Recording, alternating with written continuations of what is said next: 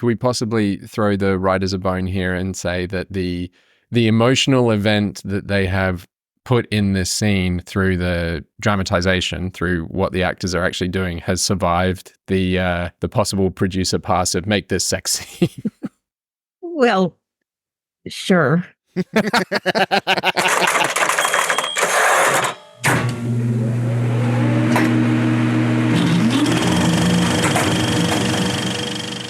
Hi, I'm Chaz Fisher. And I'm Stu Willis. And welcome to Draft Zero, a podcast where two Aussie filmmakers try to work out what makes great screenplays work.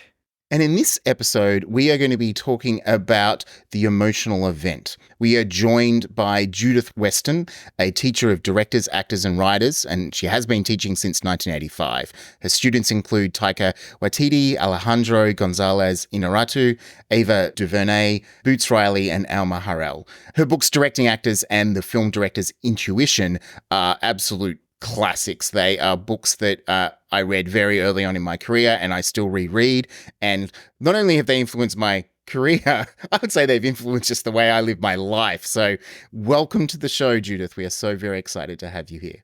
Thank you so much for inviting me. Oh, so good. So the kind of overall thing that we're going to be talking about is the emotional event, which is an idea that in the 25th anniversary edition of Directing Actors, you kind of brought a little bit more to the forefront. But it's been there in your work. And we're going to be talking about scenes from Oppenheimer, Casino Royale, and Past Lives. So the idea of the emotional event is something that struck me as a director, but I think it absolutely applies to screenwriters as well. And look, it's very common for people to talk about like a scene needing to have a plot event, that the scene needs to turn. And the idea of looking at your scene and not looking at it from a plot perspective, but looking at it from an emotional perspective, what is an emotional event, is a really useful one for screenwriters, I think, but actors and directors as well. So can you kind of give us a little bit of an introduction into what you think of as an emotional event? Okay, I will try. The thing is, what actually really excited me about doing this podcast with you is that the best way to describe it is through examples. People find it abstract somehow or hard to grasp. And in fact, that's why I wrote this 25th anniversary edition of Directing Actors, because in the original Directing Actors, I referred to emotional events. But all that time after that, I was teaching. I've been teaching for 35 years. And as I taught, and after the book came out, I would require it. People had to read it before they took the workshop, Acting for Directors, which was my flagship workshop for a long time. And when I would ask them, what they were hoping to learn, they would say, I'm a little bit confused about emotional event. And everybody said that. They said it over and over. And I also taught classes that had directors and actors in them, and that sometimes they would rehearse outside of class and bring in the scene. And then at the end, I would ask people, how the rehearsal went and what they worked on. And then I would say to the directors, so what's the emotional event? They would all sort of hit their heads and go, I knew she was going to ask me that, but they hadn't been able to figure it out. And so I just always knew that I had to make this clearer somehow. So I really tried to do that in this 25th anniversary edition. And then also my other book, Film Director's Intuition. Just this past fall, I was asked to do a audiobook version, and that's coming out April 30th. That's going to be drop on April 30th. But I did a lot of rewriting on the Film Director's Intuition because that was already 20 years old too. And, really, really trying to delve into this because I do believe that an understanding of emotional event is the thing that makes a person a director instead of just a person who points a camera at something. And certainly Mike Nichols talks about it all the time. And Sidney Lumet, all the great directors who were also teachers, who also had an interest in mentoring younger directors. They always talked. Another way of thinking of it is what the scene is about. I think what's interesting, because we have talked about the idea of scenes having a thematic question, which is what is the scene about, but on a thematic level. And I think what is the emotional event is like what is the scene about emotionally? And that is different from a scene being thematic, which can be a little bit more intellectual. What strikes me about your work and the way you think about directing actors is it puts so much emphasis on relationships, Yeah. and I think that is such a powerful tool for writers to go, because it's very easy to get caught up in thinking of your characters as individuals as opposed to people within kind of a web of relationships. And I think what's really useful of the emotional event is, from my understanding of it, I always think of it as, what is the relationship change between these two or more characters? Exactly. How is the relationship different at the end of the scene than it was at the beginning? That's the simplest way to put it. What changes in the emotional temperature? And it could be a very small change, and it could be a change in power status, and it could be a change in intimacy. Those are the two usual changes. Either it's a change in intimacy, they become more intimate, or they become more estranged, or a change in power relationship. Those are kind of the usual ways. And every scene has to have one. If it doesn't have it, it's got to go. Yeah, and that's where it's going to be hugely valuable for writers and not just directors and actors. Like Stu and I have done 100-odd episodes now, and we have looked in at discrete character tools like what's the character question of a scene, usually looking at the protagonist of the scene, how to best dramatize character motivations from a writing perspective. And we've done what we call status transactions and tactics. And all those things were different, I guess, styles or aspects that I was reading in your book, especially the chapter on the emotional event. But I don't think we've ever just taken this big step back and gone, all right, in a scene, how does the relationship between these characters change? Having read your book, I'm now like, that's a really obvious question to ask, but I was not asking it really beforehand, unless Stu, who had read your book, was forcing me to. I think your comment about every scene should have it. This will help transition a little bit towards talking about Oppenheimer. Right. Because I think what you're talking about, like what struck me, and I've used an excerpt in one of I occasionally teach, and in my class and exposition, I actually play a little clip of you talking about every scene needs an emotional event. Anytime you find yourself saying about a scene, this is for information, this is to help the audience understand the plot, or, here's a real red flag. Anytime you find yourself saying about a scene, this is a pretty straightforward scene, then all that means is you've got a lot more work to do. You've got a lot more work to do to uncover the subtext of that scene. In order for the plot events of a scene to work, or in order for the information to get put across to the audience, there has to be an emotional event in the scene. Well, I don't think you use the word especially, but the emphasis I'm putting on it is especially scenes that you think is expository. If you think the scene is just there to give the audience information, then you need to look into it further and find out what the emotional event is. And what struck me in prepping for this when we decided to do Oppenheimer is it's a film that has got so much information. So much information. And makes it emotional. Like, it was more successful for me in that regard than Chaz.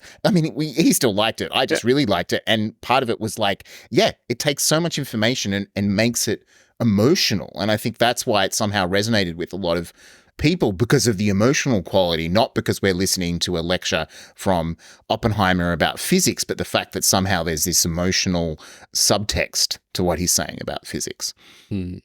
We polled our patrons in selecting the films, but when we came to actually selecting the scenes, you were part of those initial emails back and forth, Judith, where we were going, do we do 3 scenes from each film, 5 scenes from each film? And finally, reason prevailed, and we picked 1 scene from each film. But this is a perfect one. This is just fantastic. I'm so glad you chose this one. I love it.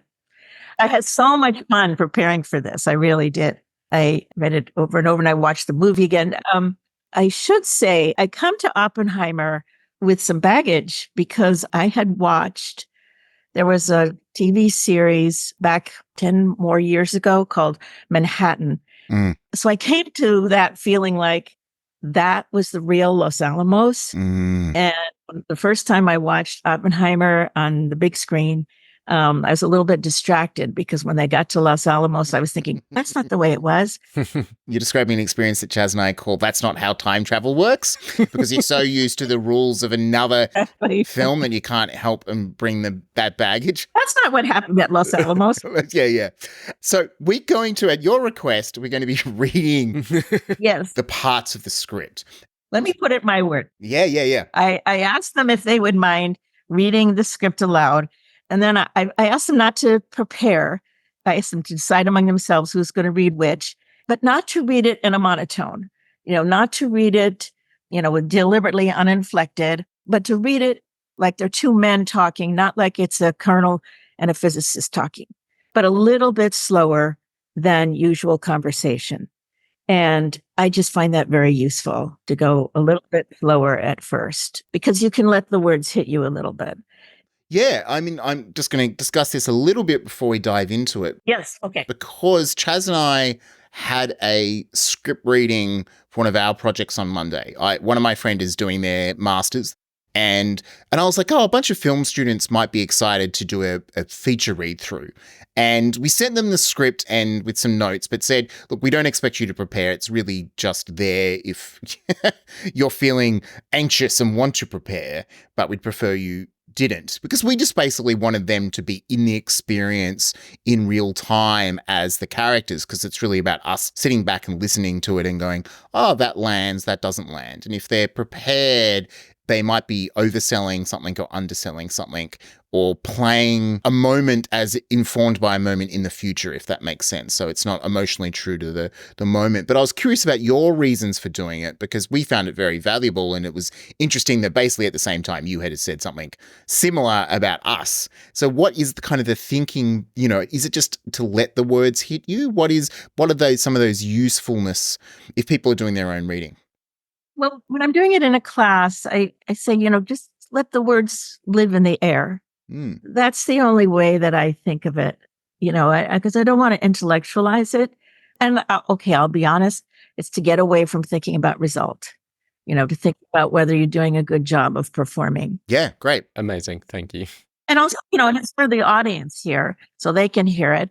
I'm assuming some people listen to your podcast in their cars, right? So some crazy people listen to it at 3 times speed.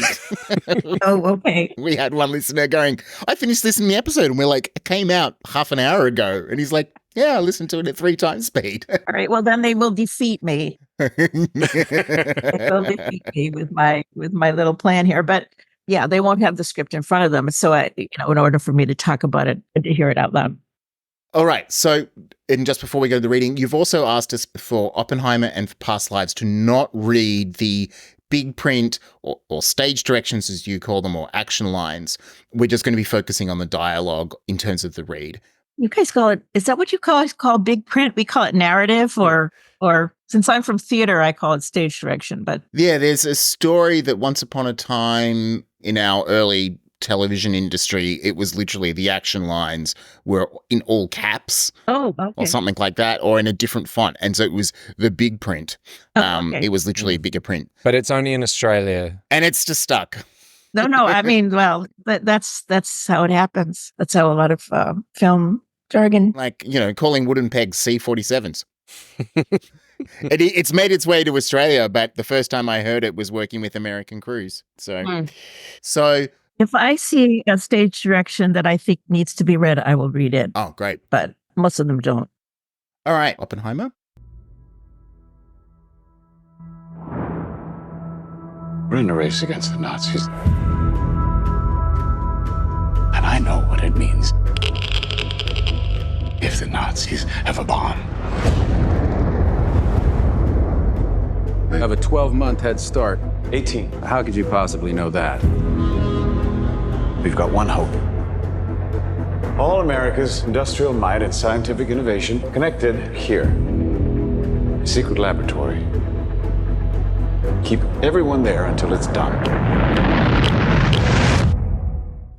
I mean, it's obviously the Best Picture winner, and a lot of people saw it, but this is the story of Oppenheimer's role in the development of the atomic bomb in World War II. And it specifically, we're looking at a scene where the US Army Colonel Leslie Groves, who's played by Matt Damon, effectively he was recruiting Oppenheimer to be the director of the Los Alamos laboratory. So this is the scene where they meet for the first time. And maybe this is a little bit too early to say this, but when it struck me reading it was that Mike Nichols line about, every scene's like a seduction or an interrogation. And it felt like this scene was a little bit like a seduction. But that's kind of the scene is Groves coming in and talking to Oppenheimer. All right, fire away, Stu. Dr. Oppenheimer, I'm Colonel Groves. This is Lieutenant Colonel Nichols. Get that dry cleaned. If that's how you treat a lieutenant colonel, I'd hate to see how you treat a humble physicist. If I ever meet one, I'll let you know. Ouch. Theaters of combat all over the world, but I have to stay in Washington. Why? I built the Pentagon. The brass likes it so much they made me take over the Manhattan Engineer District. Which is? Don't be a smartass. You know damn well what it is. You and half of every physics department across America. That's problem number one. I thought problem number one would be securing enough uranium ore. 1,200 tons. Bought the day I took charge. Processing? Just broke ground at Oak Ridge, Tennessee. Now I'm looking for a project director. And my name came up. Nope. Even though you brought quantum physics to America, that made me curious. What have you found out? You're a dilettante, womanizer, suspected communist. I'm a New Deal Democrat. I said suspected. Unstable, theatrical, egotistical, neurotic. Nothing good, not even he's brilliant, but... Brilliance is taken for granted in your circles, so no. Only one person said anything good, Richard Tolman. He thinks you've got integrity, but Tolman strikes me as someone who knows science better than people. Yet here you are. You don't take much on trust. I don't take anything on trust. Why don't you have a Nobel Prize? Why aren't you a general? They're making me one for this. Maybe I'll have the same luck. A Nobel Prize for making a bomb. Alfred Nobel invented dynamite. So how would you proceed? You're talking about turning theory into a practical weapons system faster than the Nazis. Who have had a 12-month head start. 18. How could you possibly know that? Our fast neutron research took 6 months. The man they've undoubtedly put in charge will have made that leap instantly. Who do you think they put in charge? Werner Heisenberg. He has the most intuitive understanding of atomic structure I have ever seen. You know his work. I know him. Just like I know Walter Both, von Weizsäcker, Diebner. In a straight race, the Germans win. We've got one hope. Which is? Anti-Semitism. What? Hitler called quantum physics Jewish science. Said it right to Einstein's face. Our one hope is that Hitler's so blinded by hate he's denied Heisenberg proper resources, because it will take vast resources, our nation's best scientists working together. Right now, they're scattered. Which gives us compartmentalization. All minds have to see the whole task to contribute efficiently. Poor security may cost us the race. Inefficiency will. The Germans know more than us anyway. The Russians don't. Remind me, who are we at war with? Someone with your past doesn't want to be seen downplaying the importance of security from our communist allies. Point taken, but no. You don't get to say no to me. It's my job to say no to you when you're wrong. You've got the job now? I'm considering it. I'm starting to see how you got your reputation. My favorite response, Oppenheimer couldn't run a hamburger stand. I couldn't, but I can run the Manhattan Project. Such a long scene. Let's stop for a second. The one thing that I try to do first is break it into beats. Okay. Mm-hmm. When I'm trying to understand a scene, it helps me, start to get a handle on it. And I think what you've just said is, it's the end of the first sub-beat of the third beat. So let's go back again and read the first beat. I'm going to say that I think that the first beat goes until Oppenheimer's line, Alfred Nobel invented dynamite. Okay. And I'm going to say that's the first beat of the scene. I'm glad you brought up Mike Nichols' suggestion that the emotional event of a scene is either a seduction, a negotiation, or a fight. And you could see this as a seduction, but I sort of see it as a chess match. I see them both making points. I certainly think Oppenheimer wants the job. And his line when he says, what's the Manhattan Engineer District? Of course, like he knows very well what it is. And so certainly he wants the job. But, there's something about this first beat where they spar with each other. It's more like banter or sparring, or I thought of it as a chess match. And then when I went back and looked at the scene again, I saw, Groves comes in the room and sits down, and Oppenheimer pulls up a chair across from him. It's about 5 feet. It's big enough for a chess table in between them. It is, so it's not getting too close. It's not invading somebody's personal space, but it's face to face and on the same level. It's what in fencing we would call being in wide measure. So it's far enough just to be able to touch the person, but not too close that you're really putting yourself too much at risk. Okay, great. But they each get wins. They win back and forth. And Oppenheimer lets him win sometimes. So just let's read this first beat again and just see how that goes. And I will read the stage direction about tossing his uniform jacket to the... That does matter. So I'll read that. Dr. Oppenheimer, I'm Colonel Groves. This is Lieutenant Colonel Nichols. He pulls off his uniform jacket and tosses it to Nichols. Get that dry cleaned. Nichols leaves. If that's how you treat a lieutenant colonel, I'd hate to see how you treat a humble physicist. If I ever meet one, I'll let you know. Ouch. Okay. Win for Groves, and Oppenheimer lets him have the win. Ouch. But Groves gets the win. Oppenheimer jumps right in. I'm going to be equal to you. I'm going to call you on how you treat people. And then Groves calls him on that no physicists are humble. And also, that's a mysterious line. If I ever meet one, I'll let you know. I think it's a clue to the fact that he's been meeting a lot of physicists. He's been meeting a lot of people have been pitching themselves for this job. Okay. And he doesn't like a single one of them. He hates physicists. Okay. And I think that's something that he brings in here, eat another jackass who's going to try to pitch himself. And anyway. Ouch. Theaters of combat all over the world, but I have to stay in Washington. Why? I built the Pentagon. The brass likes it so much they made me take over the Manhattan Engineer District. Which is?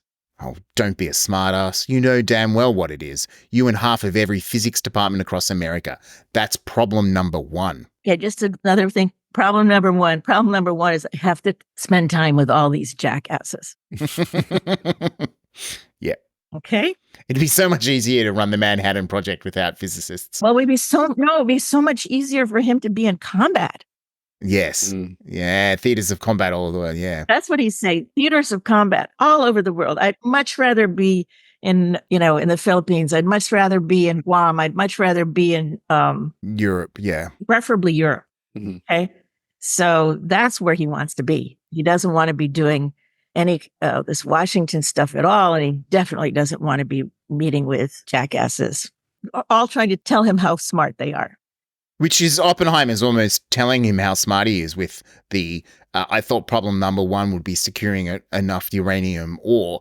And I love just from a writing perspective that it's kind of done what we've called hook and eye, which is basically Groves says problem number 1, and then Oppenheimer's dialogue starts with using the same words. It kind of connects it. So he's picking up on the problem number 1 and saying, actually, are you sure it's not uranium ore? Well, Oppenheimer takes his first win. And, in the terms of emotional event, that's how I'm seeing it. Oppenheimer takes his first win. He's saying, you know what? Our personalities are not the problem. The problem is beating the Germans. And then Groves has to respond to that with, well, actually, I've got it sorted. We've already got 1,200 tons. Bought the day I took charge. I love the use of the I there because it's him establishing his bona fides in front of Oppenheimer. Yeah. It's not that they have 1,200 tons. It's that he got them to do it the very first thing. Yeah. Him saying to Oppenheimer, I'm not an idiot. So now Groves is starting to prove his bona fides. Okay? Yeah. Oppenheimer has put him in the position of proving his bona fides. That's why I say it's a win for Oppenheimer. Yeah. Here's an interesting question and I'd have to rewatch the scene. Do you think Groves is coming in here going, I think Oppenheimer is the best, but I need to see if he's someone I can work with? Do you think it's him actually assessing whether or not he's capable of the job? Wait, what do you think? I mean, I phrased it as a question, but I'm like, as I'm reading through this, I'm like, feels like Groves has basically almost said that he's met a whole bunch of physicists. He knows all of them are probably quite capable of doing the science, but he needs someone that's more than that. He needs someone who's actually going to solve the bigger project. And I think he is testing the waters to see if Oppenheimer is that person, but he also needs Oppenheimer to approve him. I thought that's what was interesting about the 1,200 tons bought the day I took charge, is it's much about making Oppenheimer impressed by him. He needs Oppenheimer's approval, because if Oppenheimer's the right person, if he goes in there knowing that, it's like, I actually need Oppenheimer to feel like we can be equals and work on this project. I think he needs to find out if Oppenheimer is someone he could stand to be around. Yeah. Whoever this person is, they're going to be spending a lot of time together. And that's what I think the emotional event is that they discover they can work together. They discover they can stand, they can tolerate each other or even like each other. Okay. That's why I say it's emotional. Mm-hmm. So, but they take all the steps along the way, in this little fencing match, chess match where they're getting little hits on each other. And they like that. They like to have a good sparring partner. I really like, and Judith, you identified the Nobel Prize being the first major beat in the scene. I feel like there's a minor sub-beat in the next line that we're about to talk about where Groves says, just broke ground at Oak Ridge, Tennessee, full stop. Now I'm looking for a project director. They both knew coming into the scene that that's what this is. They both know that he knows that that's what this is about. But finally, it's been said out loud that that's what this is. So to me, the initial section of the scene is, like you say, the sparring, this back and forth, establishing a bona fides, and now they're actually going to talk. It comes out of subtext into text. We're now going to talk about why we're here. But I agree with you fully that there's a beat next, because I feel like Oppenheimer doesn't change his approach to the interaction, to the relationship until that Alfred Nobel line, because it's interesting. A lot of his lines, you can just see it visually on the page. Groves has got lots of chunks of text, multiple sentences, statements, and Oppenheimer has lots of very short questions. Why? Which is processing. And my name came up. What have you found out? Like, he's just, to Stu's point, is he trying to get information? Is he trying to your point, Judith, like surrender a little bit of power? There is definitely back and forth, but I feel like he's still not pushing as hard as he can yet. That he pushes a lot harder after that Alfred Nobel dynamite line. Well, here's the way I put it, and that doesn't mean that it's right. The way that I talk about things, I don't mean that this is the only way to talk about them, the only way to think about them, the only way to do them. And I definitely don't mean that if Christopher Nolan didn't think of them this way, he should have. I definitely don't mean anything like that. But to me, I thought this whole beat, it's a getting to know you beat, but with very high powered people that want to do things fast. And so they're going to test each other. They're testing each other to see what the other guy is made of. And why I think the first beat ends with Alfred Nobel invented dynamite, because that is a definitive win for Oppenheimer. That's his definitive win. And at that moment, he has the job. Yeah. He's not trying to get the job anymore. At that moment, he has the job. That's the way I see it. And then the next beat, Groves says, so how would you proceed? And so the next beat, I think, is strategizing. He already had a job. They're strategizing together. I think it's actually the first time Groves asks a question. Oppenheimer is not trying to prove anything at all anymore. He's saying, okay, let's, get to work. They're 18 months ahead of us. And you're right. It is the first time Groves is asked a question. In a way, it's not every line, but there's a lot in that first beat of Oppenheimer asking questions, right? He is pulling information out of Groves, right? Nothing good, not even he's a brilliant but.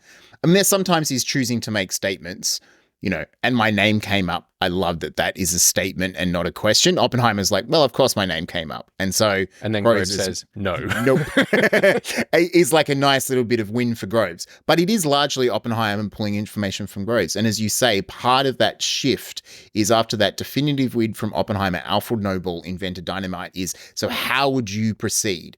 Part of the reason we know it's a job is because Groves is actually interested in what Oppenheimer has to say, right? And that is an emotion, that is a change in relationship. Even just going from making statements to someone to asking them questions is a bit of an emotional event. How would you proceed is really interesting for that reason. They're strategizing, but it's Groves interested in what Oppenheimer has to say here. The other thing is when I went back and watched the scene again, I roughed out where I thought the beats were, just from the page. And then I went back and watched the scene again. And at this point, when Groves says, how would you proceed? Oppenheimer stands up. And that's a very smart directorial way to mark a beat change that with blocking. It's physicalized, face to face at wide measure, and they're testing each other. I think they're both testing each other. I think, Oppenheimer wants the job, but he knows that Groves wants somebody who will test him. They want the friction. They like the friction. They both work best with friction. I mean, poor Nichols, he takes the coat and takes it to the dry cleaner. Groves has no respect for Nichols. He wants somebody that he can learn from. They both want to be around somebody that they can learn from, that they can sharpen their knives against. And that's what they find in that first beat. And they get to work. Now they are working. So let's just read that beat again. So how would you proceed?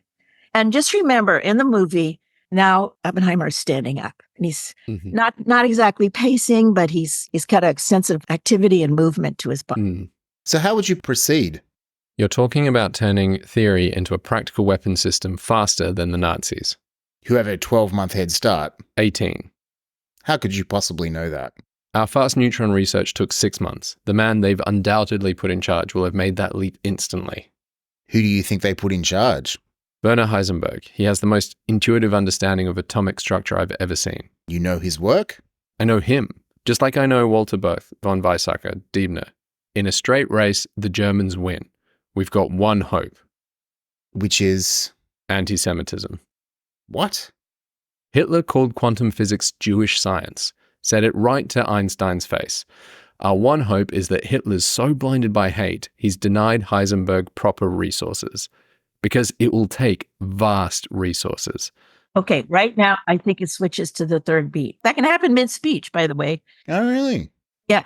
So, because it'll take vast resources. Okay, new beat. This is beat 3. Our nation's best scientists working together. Right now, they're scattered. So, I'm going to say beat 3 is his pitch for Los Alamos. I just love the arrogance of a guy to pitch his ranch as where Yes. the Manhattan Project should base itself. Exactly. I happen to know a place that'd be perfect. So right now, he's the best minds. He's talking about the Jewish brain drain from Europe, because of the persecution and the Holocaust. And he says, we have got them, but they're scattered and we've got to put them in one place. And then, Groves brings up this compartmentalization. So let's start reading that. Our nation's best scientists working together, right? Just start from there. Our nation's best scientists working together. Right now, they're scattered. Which gives us compartmentalization. All minds have to see the whole task to contribute efficiently. Poor security may cost us the race. Inefficiency will. The Germans know more than us anyway. The Russians don't. Remind me, who are we at war with? Someone with your past doesn't want to be seen downplaying the importance of security from our communist allies. Point taken. But no. You don't get to say no to me. It's my job to say no to you when you're wrong. You've got the job now? I'm considering it. I'm starting to see how you got your reputation. My favorite response? Oppenheimer couldn't run a hamburger stand. I couldn't, but I can run the Manhattan Project. Okay, now there's a shift. Now, this line, I'm starting to see how you got your reputation. Another mysterious line. I mean, it looks like he's a little bit of a put down of Oppenheimer, but no, he likes that about him because he's talking about both the reputations because Groves has a reputation for arrogance too. And we've seen it in the scene when he throws the the jacket at a lieutenant colonel, that he has a reputation for arrogance. He comes in there, he loosens his tie, he puts his arm up on a bookshelf or another chair, saying, "You have a reputation for arrogance, just like me." That's a bonding moment. I actually think what's really interesting is about the "you don't get to say no to me," in a way, to use colloquial terminology. It's kind of a bit of a shit test from Groves. He actually likes that Oppenheimer is able to speak his mind, but it's actually a bit of a test to see if Oppenheimer is going to wither a little bit. Like, in my interpretation, Groves needs someone who's going to speak his mind, and because they need the win. Like, they're fighting a war and trying to beat the Nazis. They don't need someone who's going to necessarily follow the party line in a way. So him saying, "You don't get to say no to me," and Oppen saying, "Yes, I do," is actually a win. Groves saying, "So you've got the job now?" ? Is actually, "You've definitely got the job now." Yeah. Right? Like, it's like, that's the emotional event there, is that acceptance of, like, that's a good thing. Yeah. And then the third part of the third beat is when he goes to the blackboard. That's the stage direction here. He goes to the blackboard, and that's how it's staged. He goes to the blackboard. There's a way to balance these things. So that's where we stopped when we did the big read through. Yeah. Because you said that this is kind of moving into the last part of the... This is like, I was thinking beat 3C. But in terms of is there any more emotional event in this third part, or is the reason we instinctively stopped because we actually had reached the emotional event? You know, they started out sparring, and then Groves opens a door for Oppenheimer to pitch. And then this third bit is them going, like, actually still sparring, but agreeing essentially that he's got the job, that they're going to work together. I'm just looking for what happens. The first beat, they're sparring, they're fighting, they like to spar with each other. In the second beat, they're strategizing. That's different. They're strategizing. It was great that you noticed that. I hadn't noticed this, that in the first beat, Oppenheimer is asking the questions, and the second beat, Groves is. Mm. I mean, because Oppenheimer knows physics and Groves doesn't, right? But Groves knows strategy. They're actually starting to work. And so Groves is asking him questions, and Oppenheimer is not saying, look at what he's not saying. He's not saying, "Well, I'll tell you that if you give me the job." He's not saying that. He's getting to work. But then the third thing, which has been on his mind from the beginning, is he wants to get all these scientists and he wants to bring them to Los Alamos. Yeah. And my interpretation, Chaz, of your point about is this the end of the emotional event of the scene? No, I mean, I just see the next section is actually ending from a scene numbering count at the top of scene 67. Because as he pitches the idea, we start seeing it being built, right? And then it ends with Oppenheimer saying, "Welcome to Los Alamos." And they're there. So the emotional, like the end of that kind of beat is the success. Like, the pitch worked. The change in relationship is they built it, right? For me, the scene doesn't actually end until where, we physically move space, but it's the way it's written is it's a continuation of the dialogue. And as he talks and pitches the idea, we kind of see it being built. And so we're beginning to see what he's talking about as actually happening. And then we see the success of it. Judith, I just wanted to know, you said that line about Oppenheimer couldn't run a hamburger stand wasn't a put down. And I agree. And it's that line that gives me the feeling that you said about what is Groves coming into the scene trying to achieve. Because if he had heard from someone, Oppenheimer couldn't run a hamburger stand, and believed it, he wouldn't be in that room. Also, Groves doesn't like people who try to get a job by saying negative things about their competition. He doesn't like that kind of man at all. So those guys that say, "Oh, he asked him about Oppenheimer," and say, "Oh, he couldn't run a hamburger stand," that guy's out of the running.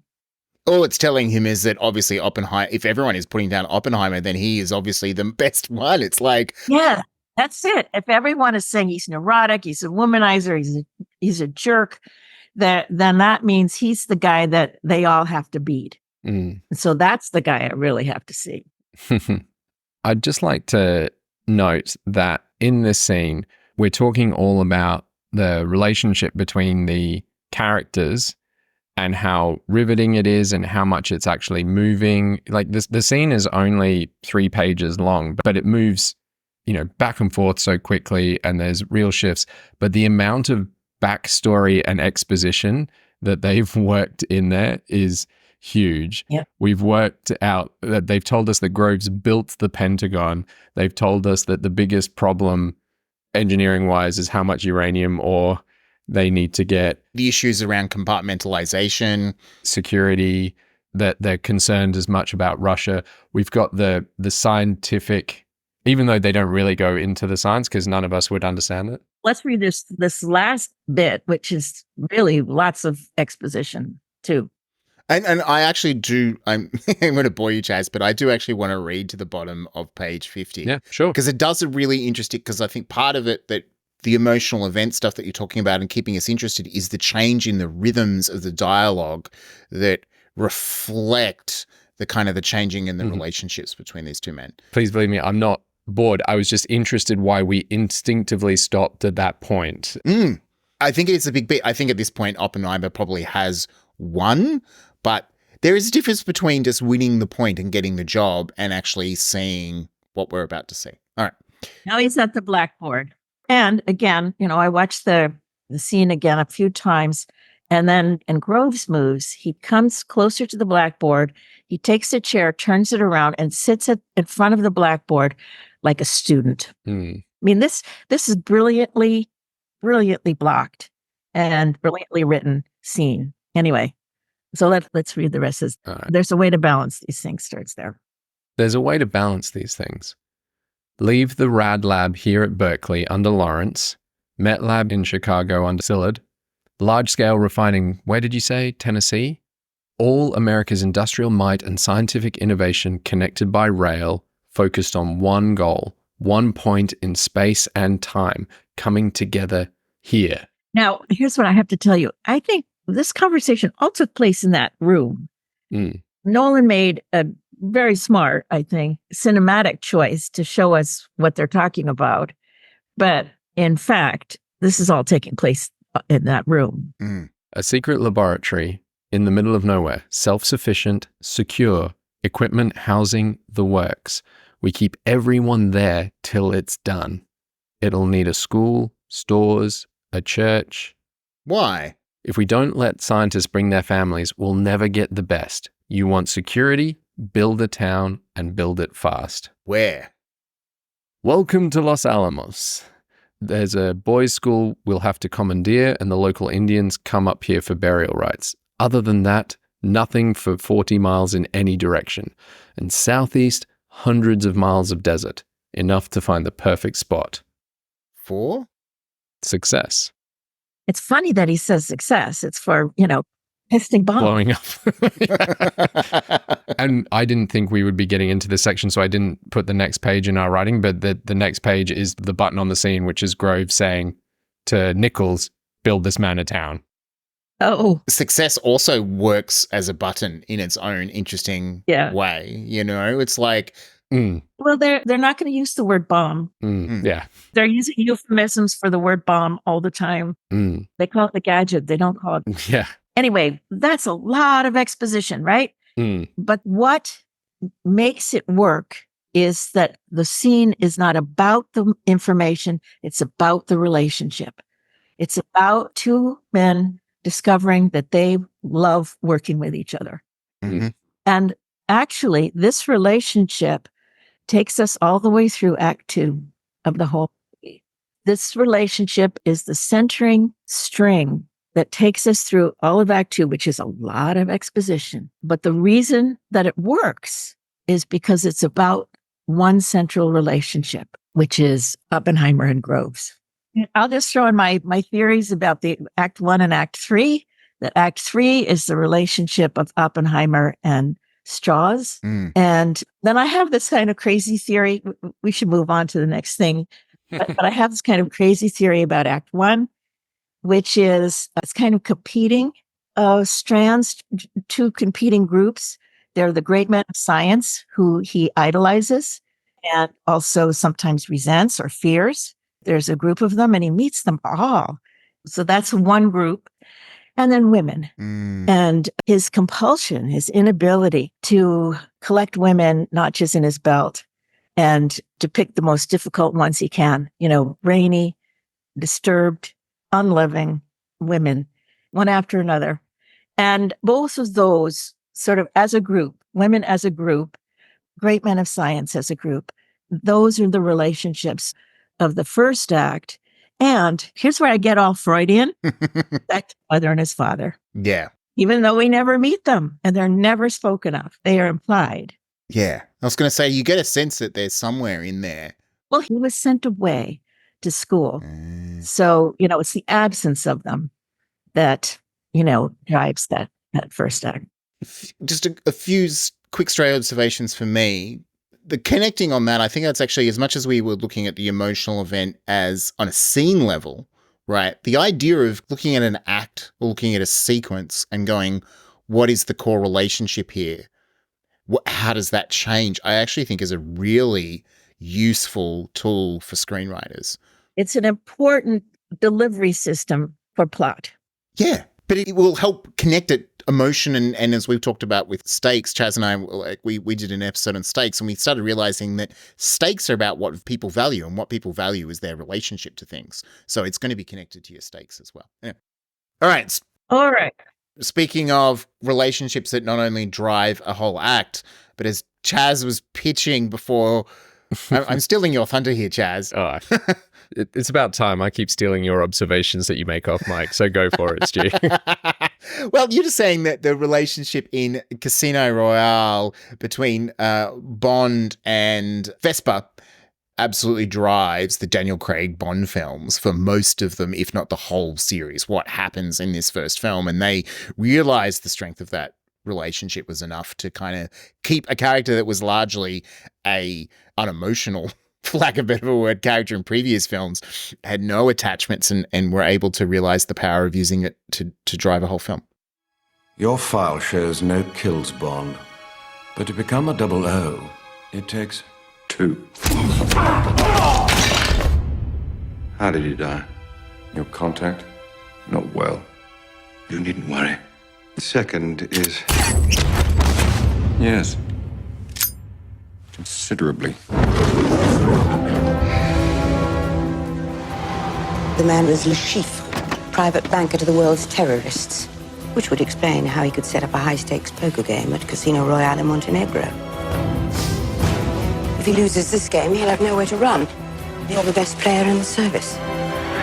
The Treasury has agreed to stake you in the game. But if you lose, our government will have directly financed terrorism. I will be keeping my eye on our government's money and off your perfectly formed house. You noticed. So Casino Royale is the first Daniel Craig Bond film. The writing credits, I was amused to see. Now, we've got a script that was available online that has, I'm not going to say the person, but it does have a watermark on it. So it is very clear who got this script out. But the credits on this version are a screenplay by Neil Purvis and Robert Wade, and then second set of revisions by Paul Haggis in 2005. And I lobbied quite hard for these scenes to be in part of the homework, because these two scenes, Bond and Vesper have just been engaged in a pretty brutal fist fight, which has ended with Bond killing a man by strangling him, in which Vesper was involved. And Vesper is an accountant. She was not a character of violence until this point in the movie. And then I just remember so strongly, and I still remember these two scenes in the bathroom after that fist fight. And we were looking for, Judith, just so you know, when we try to pick our homework, we try to pick a range of films, genres, stories, so that we can try and see the same tool working in different contexts. Yeah. And it was so clear to me that these two scenes were there for emotional purposes. I couldn't enunciate better than that why, and hopefully you can tell me. I didn't watch the whole movie again. I mean, I saw it when it came out, but I thought, well, maybe it's on YouTube. And, I put Casino Royale, and that's just the first thing that comes up. Oh, really?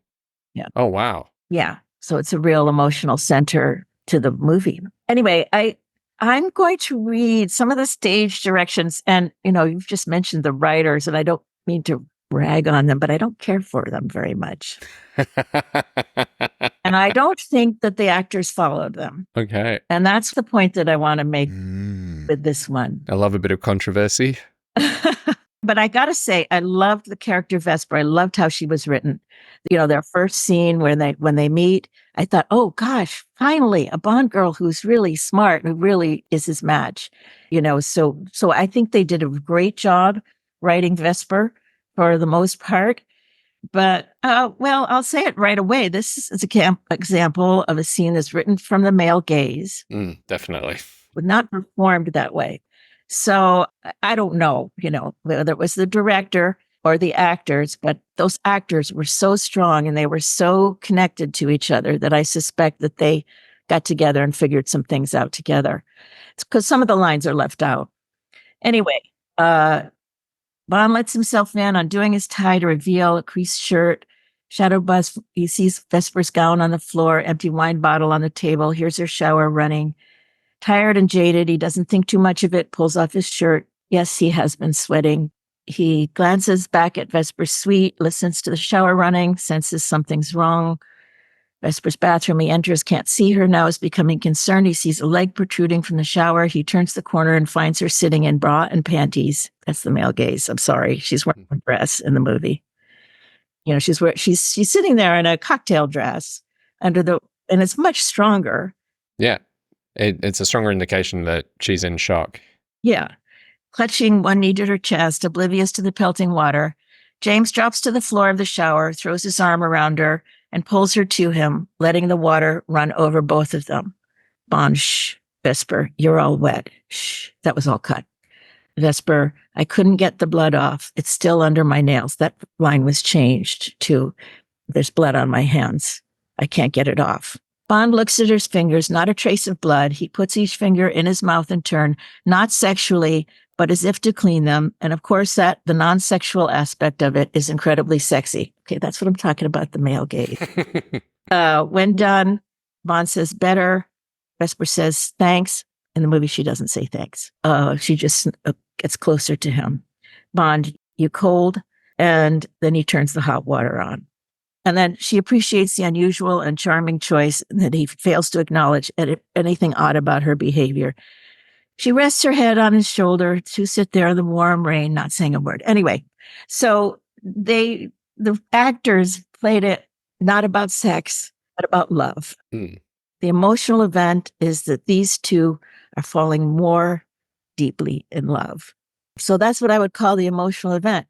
But putting it a different way to say what it's about, some of the writing makes it feel like it's about sex, and it's not about sex, it's about love.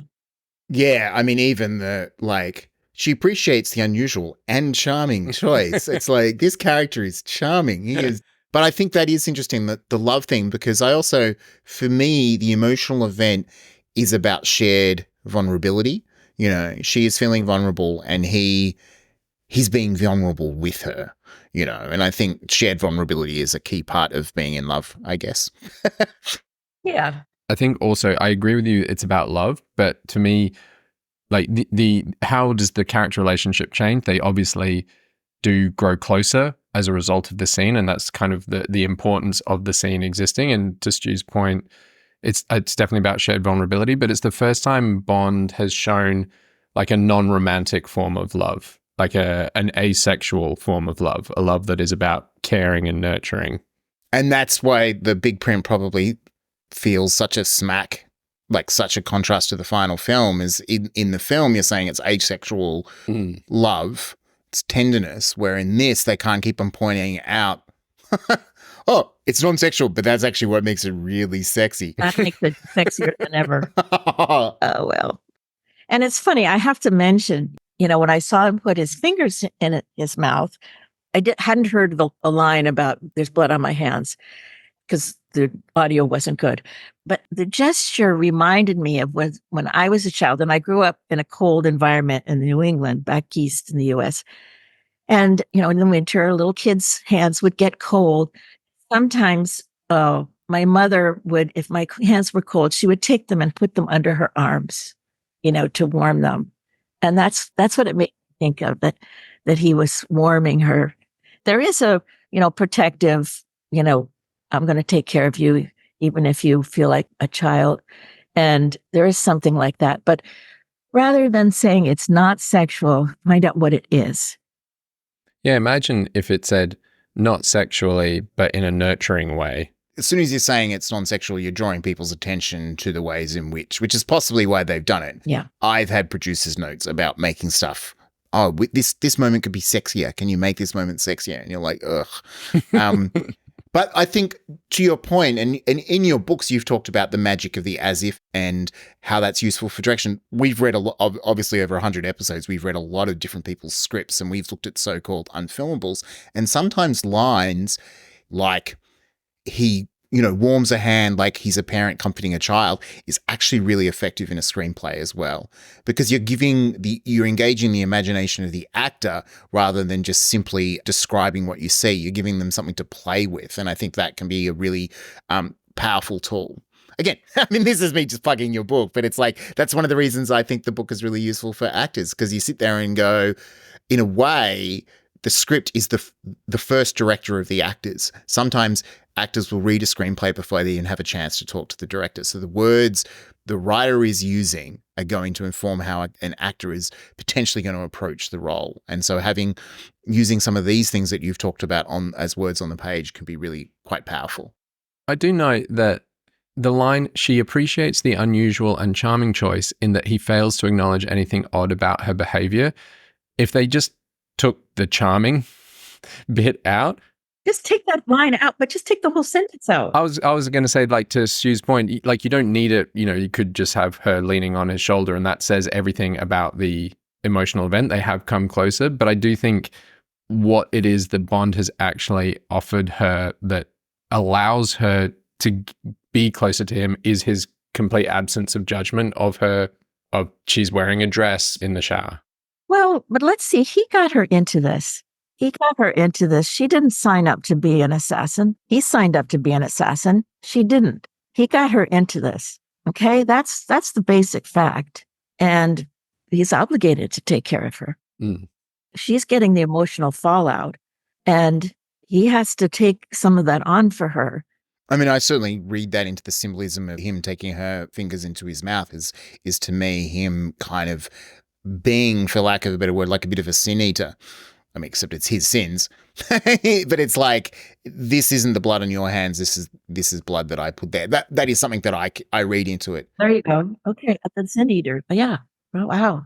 But I think that's why it's such a powerful gesture, because it's got a degree of, like, there's a physical intimacy to it. So you can kind of read it just on a level of physical intimacy between two people, but you can read the gesture as having kind of a symbolic meaning beyond that. But it doesn't try to dictate it to it. So I actually think it makes it powerful because people can fill that gap. Could we possibly throw the writers a bone here and say that the emotional event that they have put in this scene through the dramatization, through what the actors are actually doing, has survived the possible producer pass of make this sexy? Well, sure. Well, anyway, I think that Daniel Craig and Eva Green had a lot to do with, saying it's going to be stronger if she's just gotten into the shower without taking off her cocktail dress. It makes more emotional sense anyway. Mm. She walks into a room. She tries to pour a glass of wine. And the thing is that it's not an empty wine bottle. There's a glass of wine that's broken. Mm. So to me, she's tried to pour a glass of wine, but her hand is shaking and the glass breaks. And then she just stumbles into the bathroom and gets under the water. And she gets under cold water because she feels she deserves to be punished. So I'm going, how did this scene come about? And that's a really powerful example, I think, of you using what I would call, given circumstances, you'd probably think you'd kind of call it the big fat facts, or, you just looked at what's written in the scene and going, this is she's used cold water, and you've kind of built the emotional understanding of that based on the very simple facts of the scene. Yeah. But I'm also imagining, how would a real person get in? How would this happen to a real person? Real person.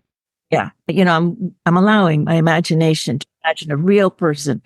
I mean, myself. What if it was me? Would I drink a whole bottle of wine and then take off my dress and then no, I wouldn't. Okay. Yeah. Shall we move on to past lives? Okay. There's a word in Korean, 인연. It means providence or fate. Do you believe in that? That's just something Koreans say to seduce someone.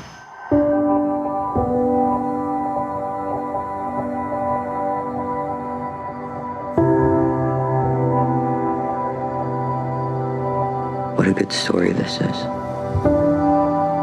Childhood sweethearts who reconnect 20 years later and realize they were meant for each other. In the story, I would be the evil white American husband standing in the way of destiny. Shut up. He was just this kid in my head for such a long time.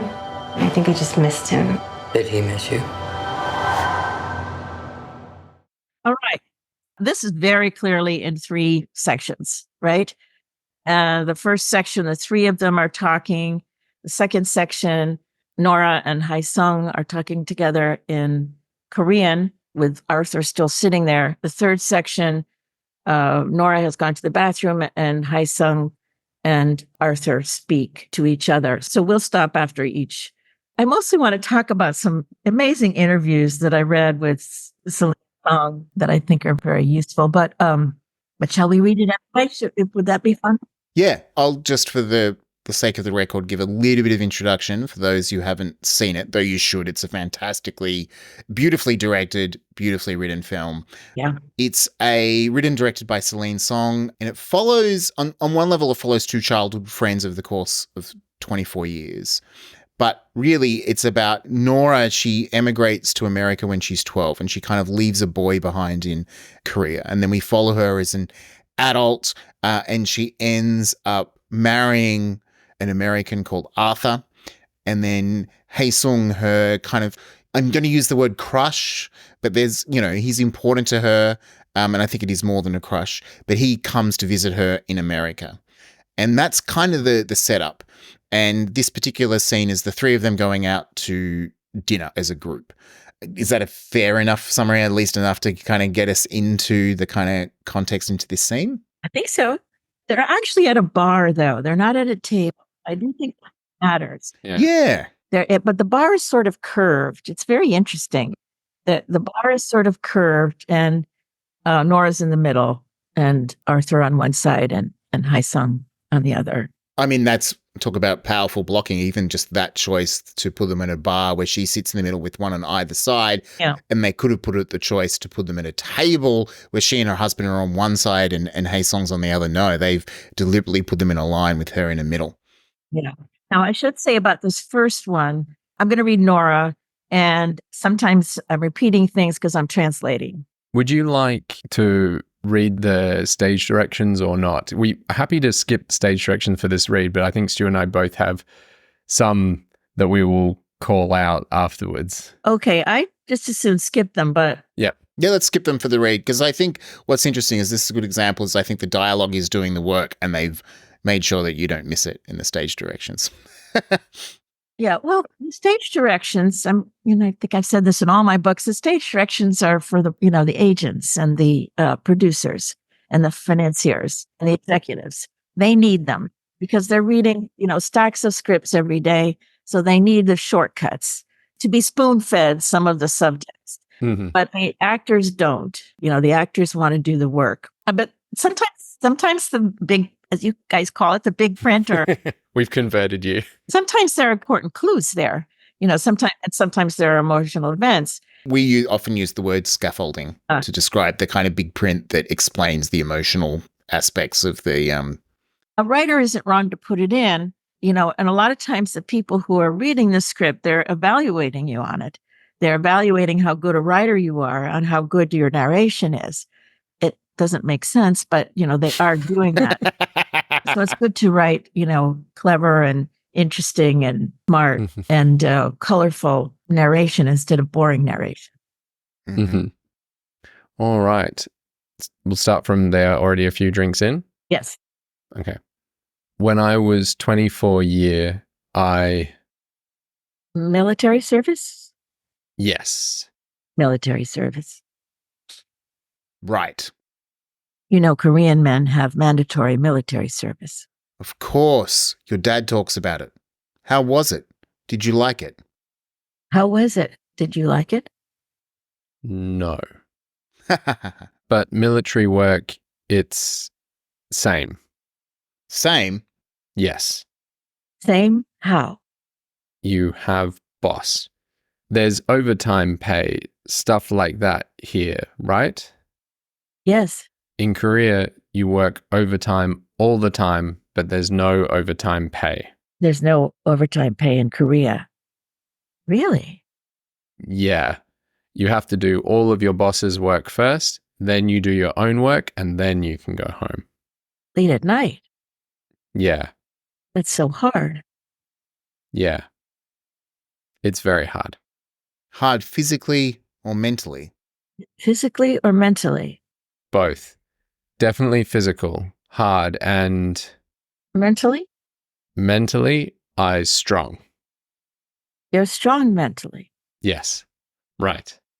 That was very hard to do, wasn't it?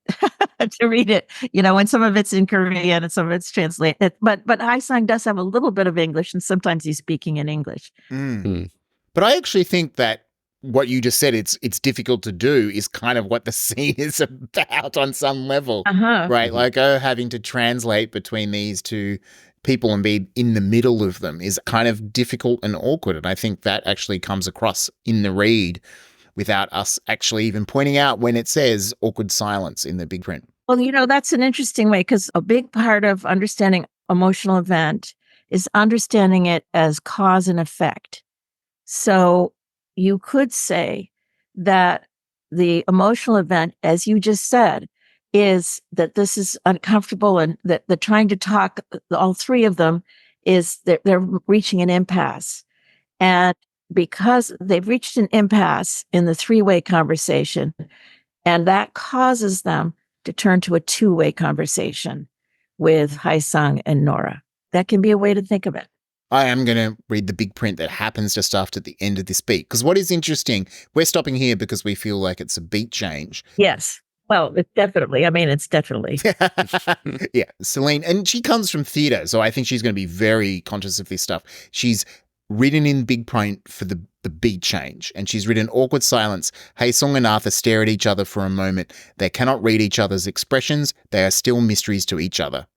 Beat, Hae-sung downs his drink. Hae-sung smiles as he turns to Nora. So she's put the physical action that will dramatize to the audience what the beat is. But she's, as a writer, kind of just given us a little bit, as you say, for the executives and everyone else who's trying to read it and may not be fine attuned to this stuff, she's still kind of explained what that beat is, and has kind of indicated that it is end of the beat just by her choice of interrupting the dialogue.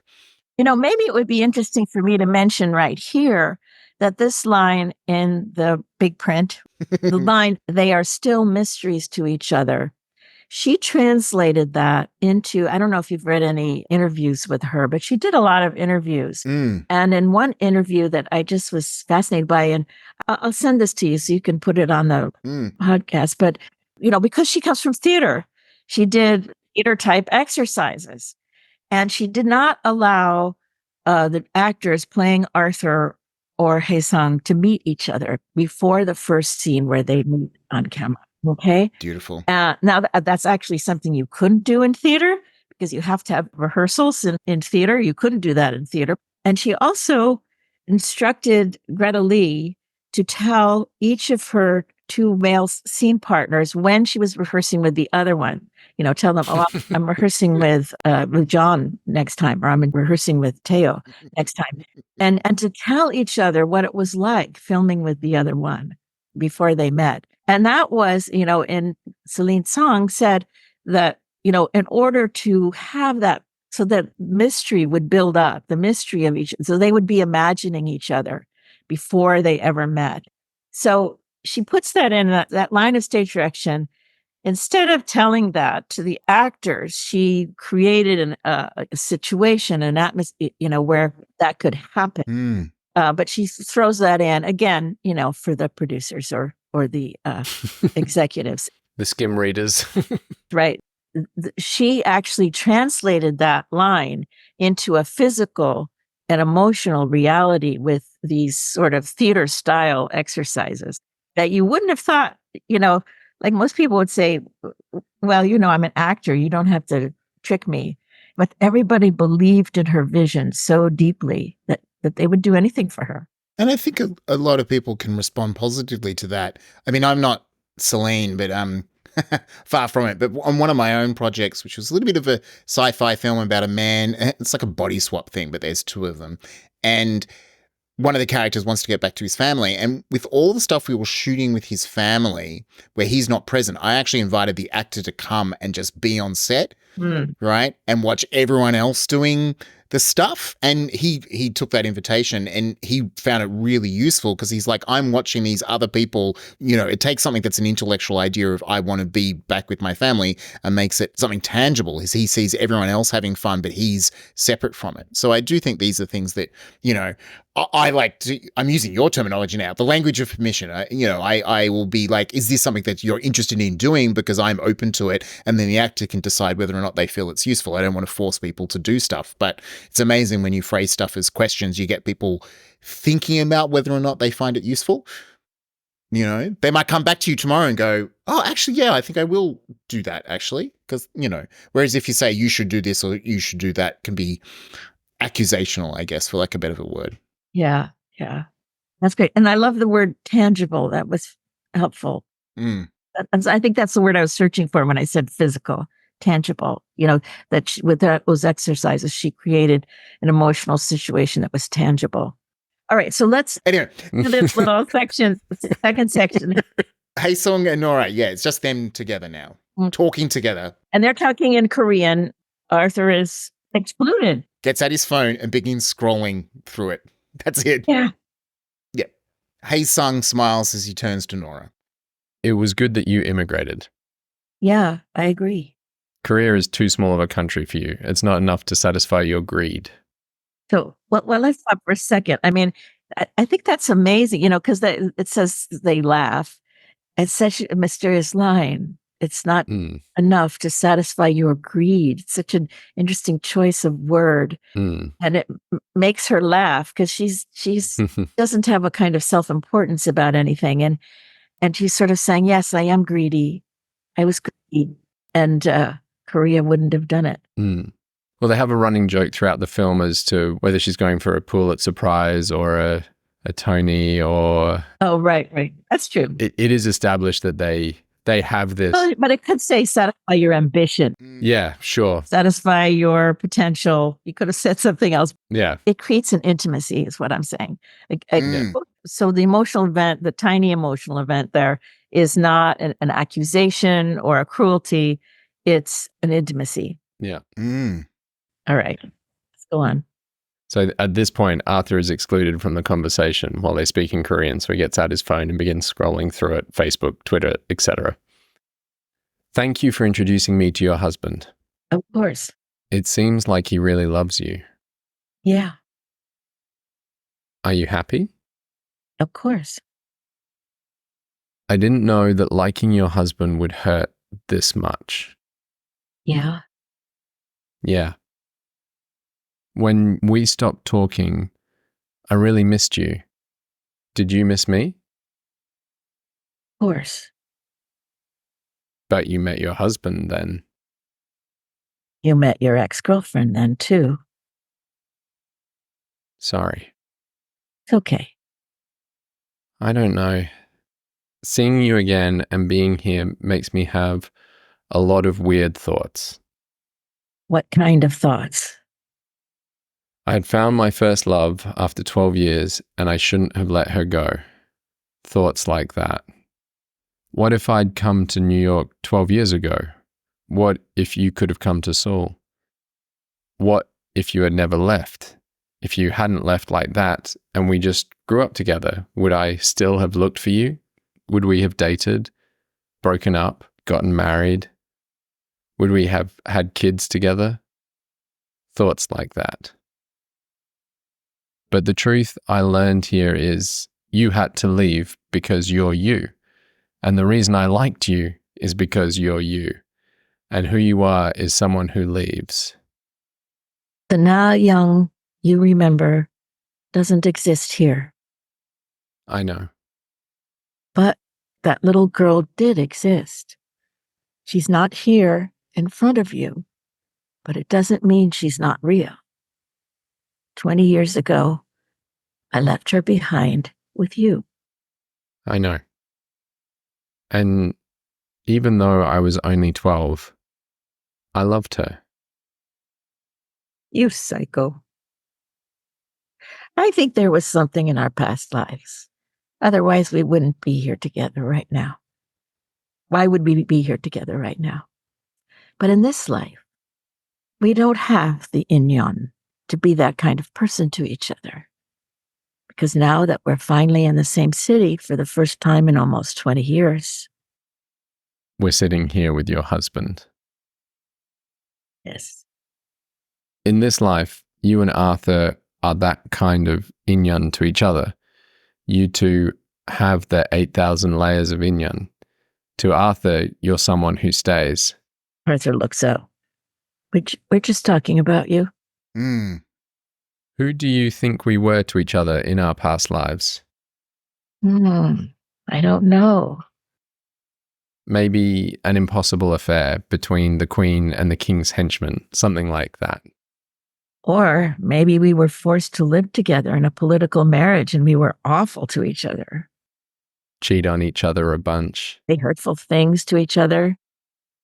Or maybe we were just sitting next to each other on the same train. Why? Just because that's what our tickets said. Maybe we were just a bird and the branch it sat on one morning. Oh, okay, that's the end of that section. Following section, she's gotten up and gone to the restroom. But one thing that I think is interesting is, she keeps saying, of course I love my husband. Of course he loves me. Of course, until he says this thing about seeing you again and being here makes me have a lot of weird thoughts. And then to me, this next line, when she says, what kind of thoughts? She doesn't have to say that. What would happen if she didn't say that? If she didn't say that, she could stop this tete-a-tete and bring Arthur into the conversation. But that seems really significant, like a key line. It's, you could call it a mysterious line, but it's also a key line. It's key to this scene that she says, I'm going to let you tell me things that are going to be hard to hear. So Celine Song has said about this scene, it's okay with me if people want to think of this as a love triangle, if they think it's about a love triangle, but that's not what it is for me. That's not my intention. To me, she said, this is a quote, to me, the movie really is about taking the moment to say our proper goodbyes to parts of ourselves. And to me, it takes me even further. It's like, to do that, you got to do the work, And it seems to say something really deeply, not just about leaving our past behind, but about doing the work of every relationship. Because that's something that people don't usually do. So to me, it's completely significant that she says, what kind of thoughts? Because later she breaks the mood by saying, laughing at him, you psycho. You know what I mean? At some point, the mood has to be broken. It can't just go into this drunken sob story indefinitely, right? And she could have broken it when he says that seeing you again and being here makes me have a lot of weird thoughts. And of course, actually, the first thing that he said was, I didn't know that liking your husband would hurt this much. So that's the first, sorry, I'm jumping around, but that's the first key. Yeah. And that's when she stops saying, of course. Up until then, she said, of course, to everything. And in a way, that's like, yeah, I'm okay with everything. I'm taking this all easy and light. I'm totally fine with all of this. And then he says that, this soul bearing thing, this incredibly hard thing to say. And at that point, she stops saying, of course. And they have a little fight over, where he says, you met your husband is, when you stopped writing to me. And she said, well, you met your girlfriend, it's a little fight. And then he takes it even further. First time he takes it further with, I didn't know it would hurt so much, husband. And then, she almost tries to get out of it by picking a fight with him. But then he takes it even further. Seeing you here and being here makes me have a lot of weird thoughts. Well, she knows what he's going to say. We should have gotten married. I should have, it might not be very pleasant to hear it, but she lets him say it. She says, what kind of thoughts? And she sits there while he says all these things. But that's what's called doing the work, is, asking people what's going on, telling people what's going on, listening to them. And then she gives them this beautiful gift where she says, that little girl did exist. She was real. And 20 years ago, I left her behind with you. Ah, That's a very beautiful gift to give somebody. it is. And it's interesting, like, just even the kind of metaphor of gift strikes me as an emotional event. Yeah. Giving someone a gift is a way you could describe as this event. Yeah. Yeah. And I think it's her kind of acknowledging what he feels, right? And she's being honest, but she's also, I think it works because she's acknowledging something. Like she's acknowledging the validity of his feelings. Well, she's listening to them. So that let them be valid. But she keeps a boundary. She keeps a boundary when he goes, he's saying, even though I was only 12, I loved her. He's about to say, I still love you. She's not going to let him say that. Yeah. He's psycho. And she does it with a joke, which is a great disarming. With a joke. Yeah. And then she shifts it to this, what about our past lives? And we don't have that yin to be that person to each other. She's explaining, I have to put a stop to this now. And he's accepting it. And this line when he says to Arthur, you're someone who stays. Yeah. It's him acknowledging that. I mean, this is almost every line feels like an emotional event. Like every exchange feels like them negotiating their relationship, and their relationship is shifting. But it is, to me, the climax, the emotional climax of the film. There's the goodbye at the end, but it feels like this scene is, for lack of a better metaphor, like this is the big fight that you would get in the third act, but it's not a fight. This is them kind of renegotiating their relationship. Yeah.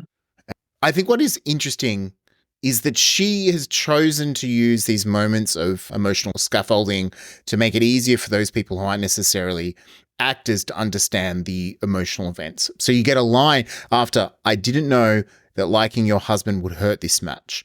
Yeah. I love the exchange of the yeah. Like her just going, yeah, and him saying, yeah, is them in terms of dialogue acknowledging how stunning this revelation is, but also this kind of permission for the conversation to continue. But in terms of the action lines, she writes, everything stops and like a magical spell, something opens up between them. And she has actually bolded, something opens up between them. She's indicating in the big print that this is a beat change and that we're going to go to something that is more kind of confessional. Yes. And there's a few of those moments throughout. So you got when they're having their fight, but you met your husband, you met your ex-girlfriend too. The scaffolding, I'm going to use this terminology because I think it's just my way of understanding. There's big print, which describes action. There's big prints that helps mood. This is kind of emotional scaffolding. It's helped us to understand the emotional, what's happening emotionally. It is tense for a moment.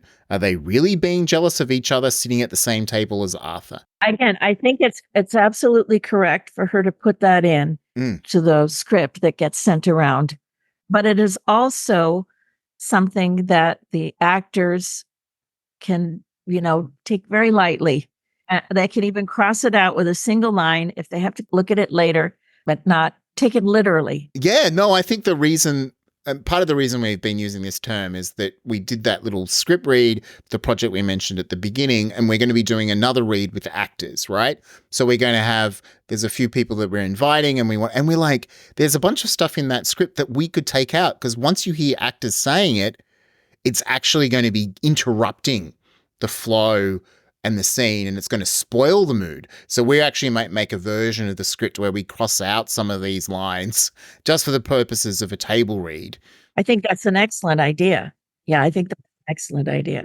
And so we kind of have to go, that line is really useful for when someone is reading it. And look, it can, this stuff can be really informative for someone like a cinematographer who's like, oh, this feels like a beat change. And maybe we do this to the, and it might be something they then offer up to the director as an idea because it helps them understand what's going on.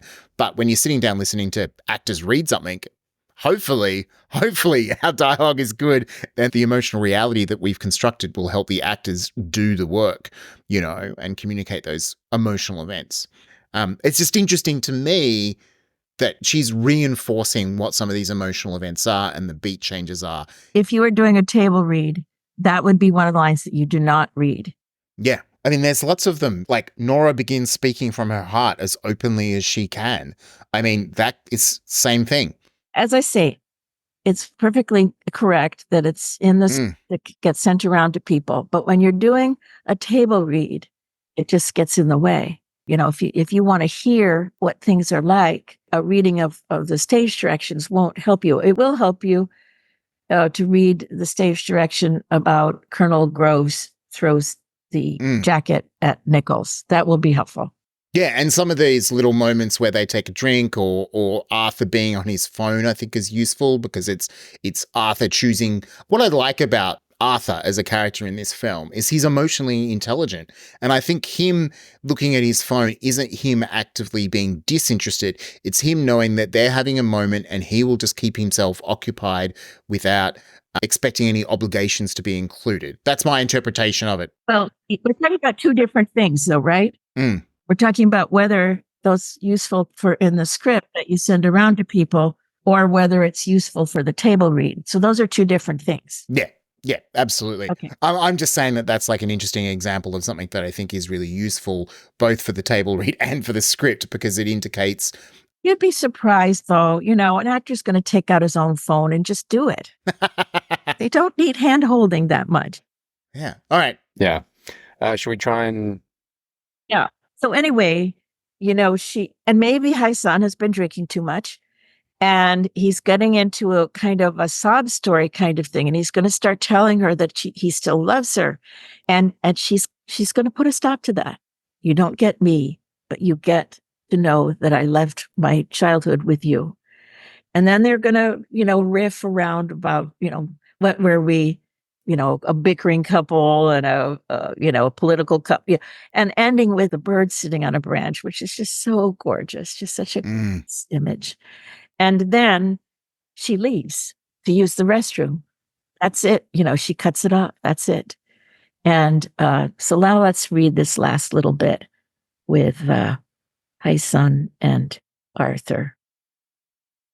Arthur is still kind of on his phone, but he looks up. I'm sorry we speak alone. We will stop. It's okay. You haven't seen each other in a long time. I never thought I'd be part of something like this. Sitting here with you. Do you know what Inyan? Yes. Nora told me when we first met. You and me. Yes. You and I are in Inyan too. I'm really glad you came here. It was the right thing to do. Okay, so I don't remember what happened. If all this, that there's a lot of big print here about Hai-san becoming very emotional and starting to cry. And then it says here, Arthur is not sure what he's supposed to say or do in response to that. So he just looks away and pretends not to notice. It's an act of kindness. So again, I'd have to go back and look at the movie to see how they actually handled that moment. But I just question it all. I just question this whole paragraph. Like something important happens. But I take this clue that Hai-san starts crying is that he's had too much to drink. That's how I take that. He's had too much to drink and he wanted to tell Nora he still loved her and that he wanted to take her back to Korea. And he's disciplined himself and he's taken the cues and is not going to do that. But he's had too much to drink, so he's starting to cry. But I don't know. I don't know if they went that direction so much. I don't remember it being like that. But I think for me, part of the clue at this moment is that, it hurts so much to like your husband. I think that is then reinforced. What's interesting to me is that kind of structure is that's brought up a little bit in the beginning, and at the end, Arthur does show him kindness.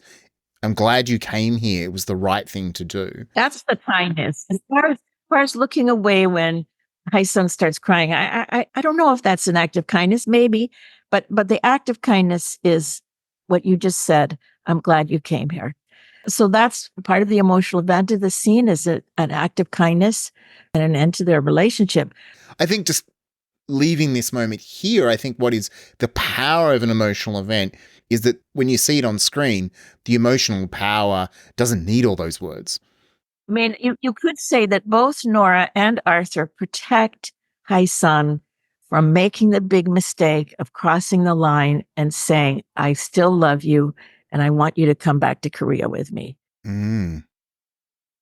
So I will, just to kind of wrap us up, I think the stuff that really has struck me over these three discussions is, this could be my bias as someone who came to writing from directing, that just sitting and listening to the dialogue without the big print is actually a really good way to test whether the emotional events are working, right? It should seem obvious. I think thinking of every scene and looking for the emotional event, that's what I came into this and going, looking for what the emotional events are is really useful and challenging yourself. But it was when you were talking about Oppenheimer, the idea of thinking about what the core relationships are and the bigger movements of the story, over scenes and acts or sequences is really useful, and what the emotional events are. I wouldn't be surprised if we went back and the second act ends with an emotional event, right? In Oppenheimer or any of these stories, that there is a big enough emotional event that is actually what spins the story into a new direction. Sometimes the emotional event is a long thing, not just one moment. Sometimes the emotional event is happening over the whole scene. Sometimes they're arguing during the whole scene or the whole beat. It's not that cut and dried, like just one thing that puts the button on a scene. I believe, I've got to tell you what I believe about writing. You've got to love these characters, and you've got to imagine them very, very deeply, and you've got to put yourself in them, and you've got to see what they do, not manipulate them. Oh, well, here's the other thing I was going to say, is that when have you been in a situation where you had a difficult emotional thing and you took the chance and did the work instead of sweeping it under the rug? That's what they don't do. None of them do that. And so that's the next thing that I think everybody should do, the actors for sure, and the directors and the writers, is to think about, what do I know about this? When have I done this? Now, for the writer-director of this particular movie, Celine Song, this was based on an actual thing that happened to her. She did do the work, and she is sort of telling us how to do it. It's very generous of her. And if you're starting something new, it's not that everything has to be autobiographical. I don't believe that. But boiling it down to the emotional event or the emotional situation and saying, when have I been in this situation? What was it like? Or when have I seen somebody? Or how is it? Like the Oppenheimer scene, that's such a male scene. That's not something I've ever done, negotiate getting a job in that particular way. But I know enough about men, I think, that I can really get into that these are people they're hungry. What are they hungry for? They're hungry for someone to trust and respect. And that's a hunger that everyone shares, right? That's something that happens to all of us. Now, not all of us are going to build an atomic bomb, and not all of us are going to be in the military, but all of us have known that craving for a relationship of trust and respect. Somebody who's as smart as we are. That's a real human need. So that's the value of, it's like boiling it down. You don't get stuck in the plot, because the plot didn't happen to you. I mean, in this case, it happened to Celine Song, but generally speaking, the plot didn't happen to you, but the emotional event did at some point. And so that's part of what I call script analysis. Is to do that kind of work. That's the right place to end. It is. Thank you. And for those who are interested in more on script analysis, Directing Actors obviously does some breakdowns, but the film director's intuition really goes into script analysis. Yes. Like when I'm breaking down a script, I often put my printed copy of the book of the director's intuition next to me, just it's like a kind of a mindfulness technique. So the expanded audiobook version coming out shortly. April 3rd. Will be part of my toolkit. It would be the kind of thing I listen to in the car driving to set, just to kind of get my brain firing, which is stopped doing. It is stopped doing a few minutes ago. This has been fantastic couple of hours. Thank you so much. Breaking down these scenes and looking through the emotional event. It's addictive, this stuff. It's addictive, isn't it? Oh, Yeah. and look, it just shows you, like we just spent hours going through a handful of scenes. It shows you how, if you wanted to do script analysis on a feature, how thorough and time consuming, you need to set aside the time. To do the work, you need to set aside the time. Yep. And thank you so much, Judith. I mean, you'd listened to a couple of our episodes and said, hey, I hear you guys go quite long sometimes. I think we should try and keep this to about an hour. And we're like, yes, absolutely. Let's do it. I know. But I also knew that I wouldn't be able to keep myself to an hour either. So, well, thank you very much for meeting Draft Zero. It was great fun. Thank you so much for inviting me and for picking these wonderful scenes to talk about. Oh, such great scenes. And look forward to listening to the new audiobook. Special thanks to our Superist patrons who bring you the most Draft Zero the most often at Lily, Alexandra, Malay, Jen, Thomas, Randy, Jesse, Sandra, These, and Crob. I hope you all feel like arguing with either Stu or myself About anything on this episode or anything in general. and you can find many ways of getting in touch with us at our website At draft-zero.com, At the website, you'll also find the show notes for this and all our other episodes. as well as links to support us and spread the word for free via a rating and review on Apple Podcasts. Very important for spreading the word. Or if you think that what we do here is worth $1 or preferably more than $1, then you can also find links to our Patreon page to support us getting these episodes to you quicker. Thanks. And thanks for listening.